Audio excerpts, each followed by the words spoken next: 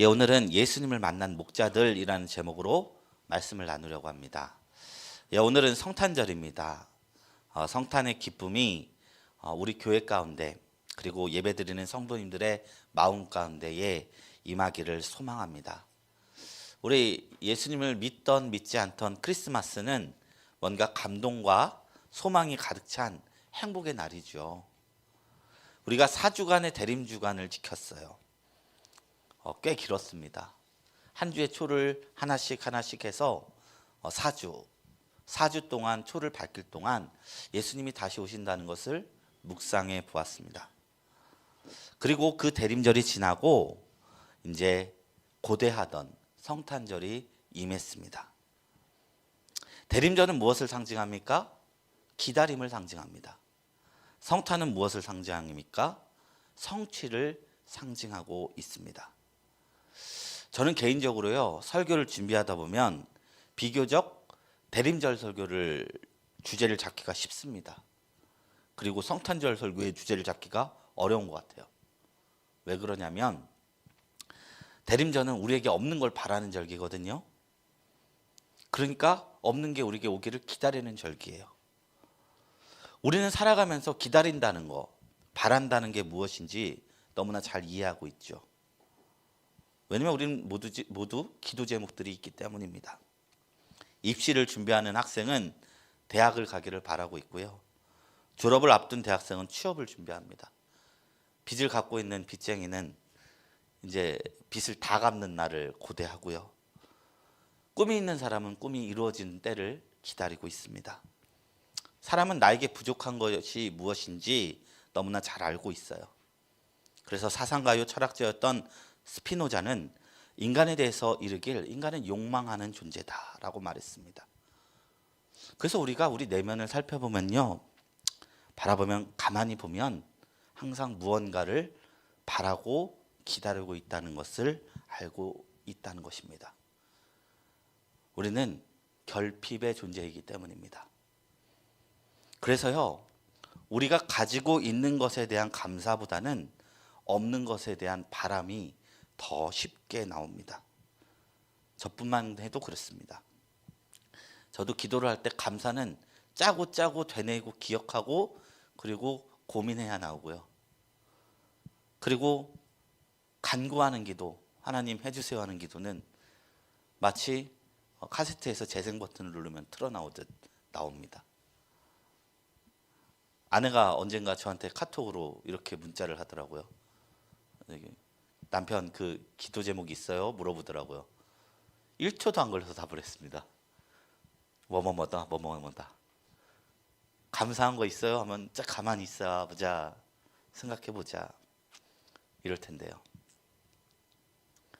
저뿐 아니라 대다수의 성도님들도 비슷한 경험이 있을 것입니다.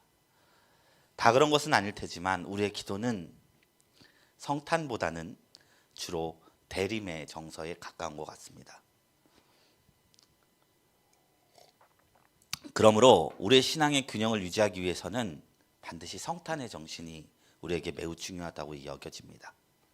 성탄절은요, 우리에게 무엇이 있는가를 바라보는 절기입니다. 우리에게 이루어진 것, 주어진 것이 무엇이냐를 묻는 절기입니다. 우리의 신앙이나 삶이 늘상 기다리는 것들로만 채워진 것이 아니라 예수를 믿음으로써 이미 허락되어진 영역, 그 구원의 기쁨, 감경, 그리고 이루어진 기도의 제목들, 그런 영역들이 우리 안에 있다는 것입니다. 그것이 있기에 확실하게 우리는 주님을 믿는 것이죠. 그리고 성탄절은 누군가가 그토록 기다렸던 예수 그리스도께서 이 땅에 이미 임한 날입니다. 그리고 그것을 기념하는 날입니다. 이 땅에 임했던 그 큰 평화가 우리에게 넘쳐나기를 소망합니다. 오늘 본문 말씀을 보면요, 예수님이 이 땅에 처음 탄생하기 전날 밤을 묘사하고 있어요. 과거 여러 제국들의 압제로 인해서 긴 시간 고통받던 유대인들, 다윗과 솔로몬 왕국의 영화로움을 그 전성기의 그 나라의 전성기를 사모하던 이스라엘 백성들, 그 전성기를 회복해 줄, 그 자신들을 구원해 줄 그리스도가 육신을 입어 이 땅에 임하시던 밤이었습니다. 그런데요, 이 복음서가 우리가 마태, 마가, 누가, 요한복음이 있잖아요. 여기서 탄생설화를 담은 게 마태와 누가복음이거든요. 근데 각 복음서마다 예수님이 누구를 만났는지 다르게 묘사가 되고 있어요. 오늘 제가 어떤 본문을 읽었냐, 누가복음 읽었잖아요. 마태복음에서는요, 예수님을 처음으로 만난 사람들이 동방박사였습니다. 예수님이 나타나신 날 중동의 세 현자가 아기 예수님을 찾아와서 황금과 몰약과 이왕으로 경배했어요. 이 박사라는 말이 헬라어로는 마고스인데요. 이게 중동의 점상술사를 가리키는 말이지만 다른 의미도 있어요. 왕이라는 뜻도 있어요. 권세자, 왕. 그래서요, 초창기 교부들인 터툴리안이나 그런 사람들은 새 왕이 찾아왔다라고 해석했어요. 한국 천주교에서도 그 전통이 남아 있어서 예수님을 찾아온 것을 기념하는 절기에서 삼왕 내조참례, 그러니까 새 박사를 삼왕으로 표현한 거예요. 그래서 권위 있는 사람들이 찾아온 것에 대한 전통이 남아 있습니다. 그래서 이제 나중에는 이게 왕이냐 박사냐 막 이렇게 토론이 이루어지다가 그냥 박사에 가까울 것이다라고 한 거예요. 그런데요, 왜 굳이 박사를 왕으로 해석하려 했을까? 왜 그랬는지 알 것 같아요. 마태복음에서 가장 강조되는 표현하고 싶은 예수님은 왕 되신 예수님입니다. 새 왕들이 아기 예수님을 찾아오셔서 왕 중에 왕이 되시는 예수님을 경배하는 그 사건을 표현하고 싶었던 거예요. 그런 신학적 의도가 담긴 번역이었다는 거예요.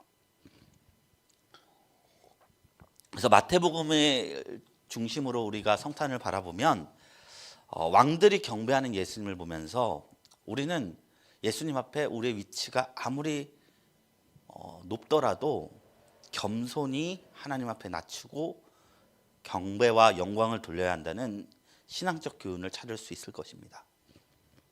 그런데요, 오늘 읽은 누가복음에서 예수님을 처음 만난 주인공은 누구였냐? 왕이었으면 그 근처에 신하라도 됐어야 됐는데, 총리라도 됐어야 됐을 텐데, 현자도 아니고 목자들이 예수님을 처음 만났다는 것입니다. 누가복음에서는 목자들이 예수님을 처음 만났습니다. 목자란 과연 누구입니까? 성경에는 첫 번째 책인 창세기부터 마지막 책인 계시록까지 목자가 굉장히 여러 번 언급됩니다. 믿음의 조상 아브라함의 직업이 뭐였어요? 뭘까요? 예? 목자입니다. 그리고 모세가 뭘 하다가 이스라엘을 구원했죠? 목자하다가 구원했어요. 다윗 왕이 어렸을 때 어떤 일을 했죠? 목자였어요. 성경에서는 아주 일관적으로 이 목자가 굉장히 이스라엘 역사에서 가장 깊숙이 숨어있는, 문화적으로 숨어있는 거예요. 우리나라가 막 농업을 중심으로 하듯이. 그런데요, 그래서 시편을 읽어보면 다윗의 통치를 목자를 기른 양과 같이 묘사했습니다. 시편 78편 70편 보면요, 그의 종 다윗을 택하시되 양의 우리에서 취하시며 젖 양을 지키는 중에서 그들을 이끌어내사 그의 백성인 야곱 그의 소유인 이스라엘을 기르게 하셨다니. 그래서 나라를 다스리는 것도 목양으로 표현을 했고요, 하나님과 우리의 관계를 비유할 수 있는 가장 탁월한 비유 중에 하나도 목자와 양의 관계입니다. 그리고 좀 왜곡되긴 했지만 교회에서 목사와 성도들의 관계도 목양한다 해서 목자와 양의 관계로 비유하잖아요. 근데 이거는 잘못된 거예요. 교회에서 목자는 예수님이고 저도 양이고 여러분도 양입니다. 근데 어쨌든 이 목자와 양이라는 비유는 기독교 신앙 속에서 굉장히 익숙하고 자주 언급되는 내용인 거예요. 이스라엘 민족의 정체성이 유목민이었기 때문입니다. 하나님께 드리는 제물로 양을 드렸습니다. 그들에게 목자는 정말로 보편적이고 익숙한 사람들이었습니다. 그런데 예수님이 태어난 당시에 로마의 제국이 이스라엘을 다스리고 나서 이스라엘의 선진 문화들이 로마의 선진 문화들이 퍼지기 시작했습니다. 그리고 예수님 당시에는 이 목자는 익숙하지도 환대받는 직업도 아니었습니다. 천대받는 직업이 되었습니다.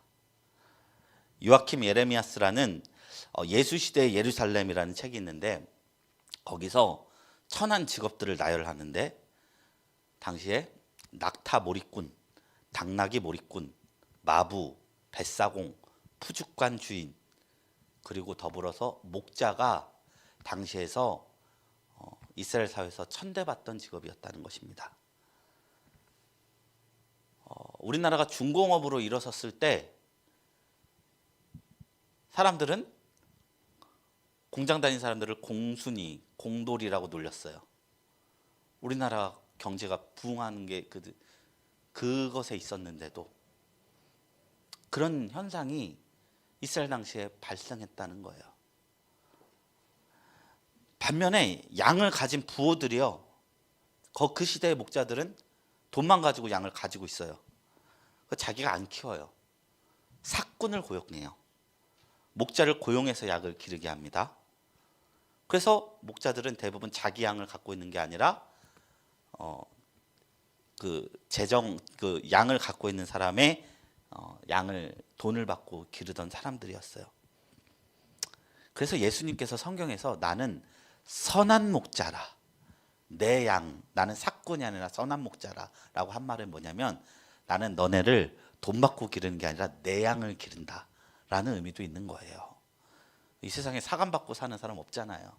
삭군을 비하하는 게 아니라 내 양을 키우듯이 너희를 사랑한다라고 하는 거예요.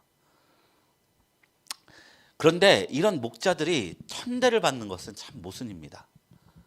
이스라엘 백성들은요, 본래 제사를 드려야 하는 민족이기 때문에 제사를 드리기 위해서는 반드시 뭐가 필요해요? 양이 필요해요.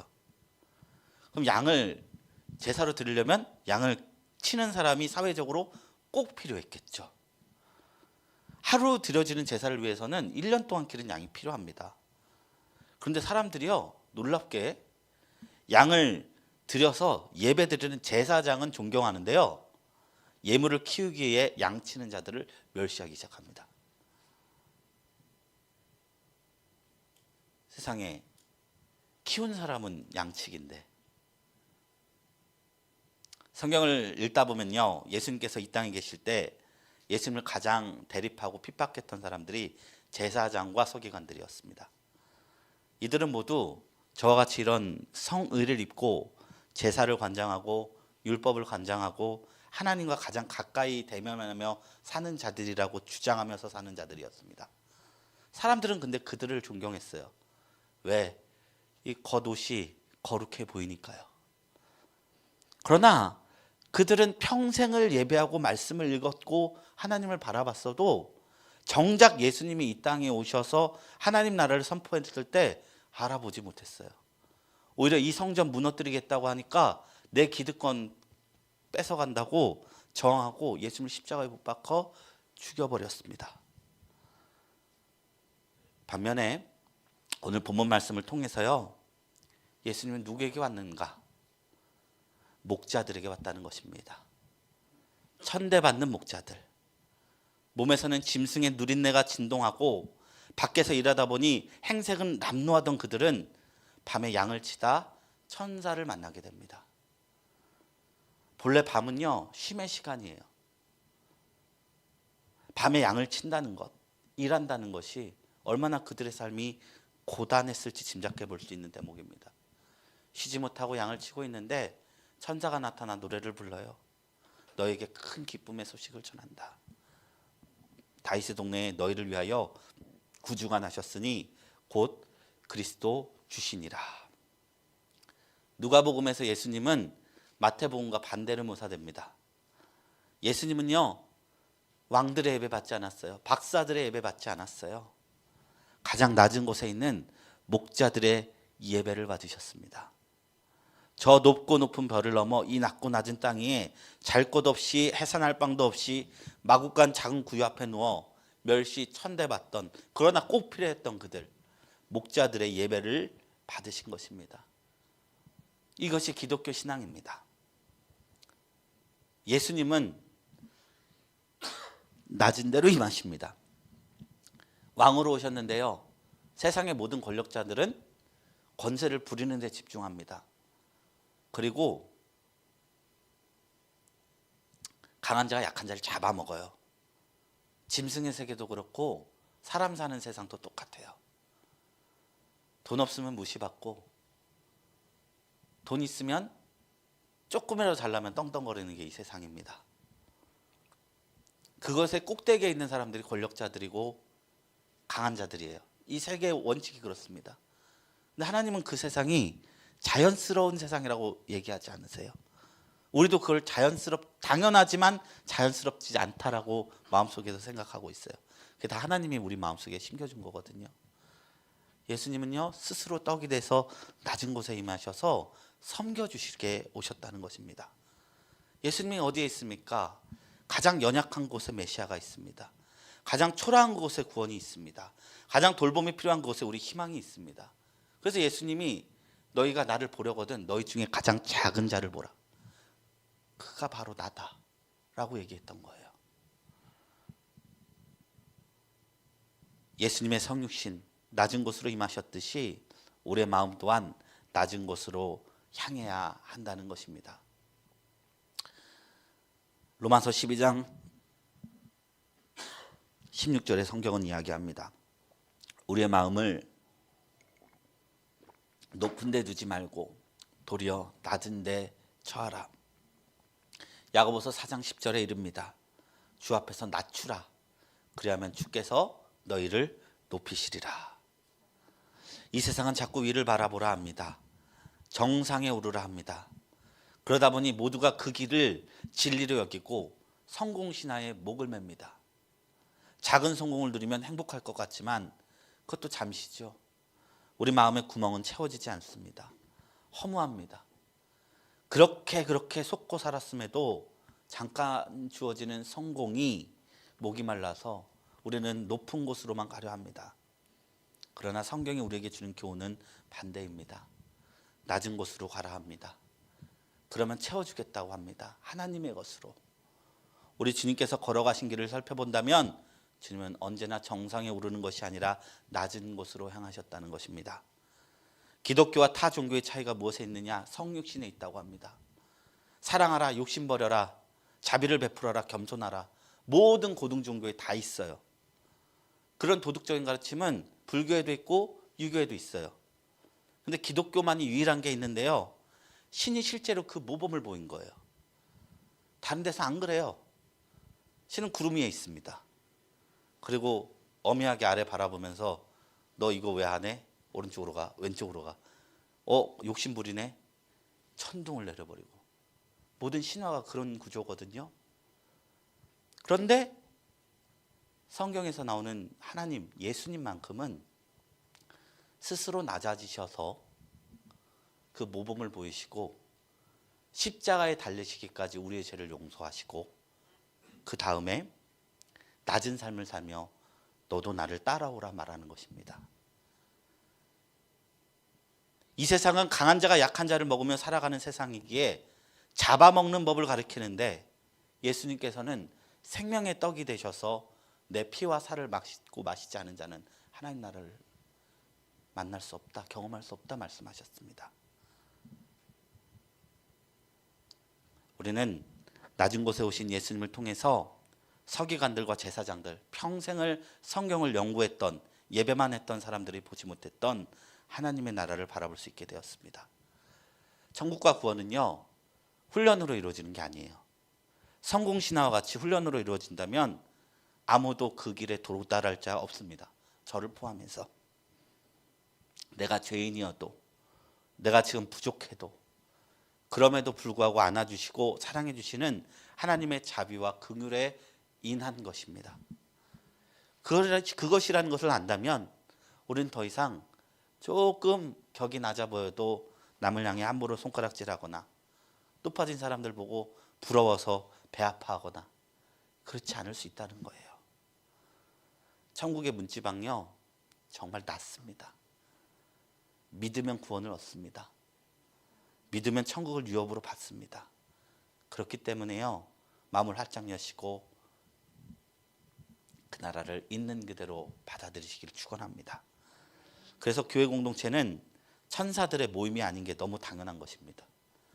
죄인들이 자신들의 죄를 회개하면서 가는 나라이기 때문에 교회 생활하다 보면요 인간 군상의 진면목을 볼 수 있습니다. 야 저렇게 그런데 그걸 함부로 비난할 수 없어요. 그게 곧 나기 때문에 다 밑바닥 보이고 그 밑바닥 나한테도 있고 그럼에도 불구하고 우리 함께 가자. 동행인 것입니다. 아름다운 동행이라는 월간지 잡지에 행복한 고물상이라는 글이 있었어요. 이 글을 쓰던 작가의 어린 시절을 1970년대에 있던 이야기인데 작가의 아버지가 고물상을 하고 있었습니다. 그것에 늘 버려지고 낡은 물건들이 가득 쌓여서 다시 재활용되는 것을 기다리고 있었습니다. 어린 작가가 보기에 그것은 아무 가치 없고 쓰레기들만 있는 것들이 유일하게 가치를 찾을 수 있는 곳이었어요. 고물을 가져다 주는 사람은 삶이 넉넉지 않은 사람들이 많았습니다. 그런데 정이 많으셨던 아버지가 어쩔 때는 가져올 고물값보다 더 많은 돈을 주실 때도 있었다고 해요. 그런데 요즘처럼 참 춥고 찬바람이 불던 어느 겨울날 10살이 조금 넘어 보이는 여자아이가 동생과 고물상을 찾아왔대요. 고물을 가져왔나 보니 손에 껌을 들고 있어요. 아무래도 껌 팔러 온 거예요. 아버지는 그 아이들을 보고 추운데 들어오렴 하고 연탄난로에 라면을 끓여주고 아들인 자기를 잠깐 방에 들어오지 못하게 했답니다. 그 이유가 뭐냐면 또래인 자기 아들을 보면 이 아이들의 마음이 다칠까 봐 밖에서 자기는 껌을 파는데 이 따뜻한 방에서 있는 또래를 보면 마음이 다칠까 봐 들어오지 못하게 했대요. 잠시 후에 아이들이 아버지에게 감사 인사를 전하는 소리를 듣고 아이들이 가는 소리를 들었습니다. 그리고 그 작가는 다시 아버지에게 갔는데 아버지의 표정이 몹시 어둡더랍니다. 보니까 그 상을 치우러 보니까 그 자리에다 애들이 팔려고 했던 껌을 라면값으로 두고 가신 거예요. 급하게 나가봤지만 아이들은 온데간데 없이 사라졌습니다. 이 모습이 교회 본질과 같지 않을까라는 생각이 들었어요. 교회 본질은요 왕과 귀족이 모여 사는 베르사유 궁전과 같이 되는 것이 아니라 고물상에 가까워져야 된다고 생각합니다. 서로 부족하지만 하나님께 받은 사랑을 나누며 살아가는 것입니다. 우리 연말 연시를 통해서 우리 주변에 어려운 분들 많이 있고 또 내가 미워하고 용서하지 못한 사람들이 있다면 그리고 목자같이 쉬지 못하고 일하고 고단한 분들이 있다면 성도된 우리가 천사가 되어서 예수님의 기쁜 소식을 전했으면 좋겠습니다. 전도로 하는 게 아니라 남을 도울 때는 물질로 하는 겁니다. 물질로 도와주시고 그들에게 이제 성탄의 의미를 줘서 우리에게 은혜가 충만케 하는 은혜가 있게 되기를 확신합니다. 말씀을 맺겠습니다. 첫 성탄절 날 새 동방박사, 새 왕들은 별들을 보고 연구하고 근 길을 가며 헤매며 예수님을 찾아왔습니다. 그런데 목자들은요 천사를 통해서 기쁜 소식을 전한다. 너를 위해 구주가 났다. 찾아오지 않고 천사의 안내를 받았습니다. 예수님은 박사나 왕들의 경배를 받기에 합당한 분이시지만 먼저 낮은 곳에 찾아가셔서 좋은 소식을 전하시는 분이십니다. 오늘도 이런 예수님의 정신을 본받았으면 좋겠습니다. 오늘 목자들에게 찾아온 예수님을 우리가 닮는다면, 우리의 시선을 더욱더 낮춘다면 하나님의 영광은 온 누리에 퍼지게 될 것입니다.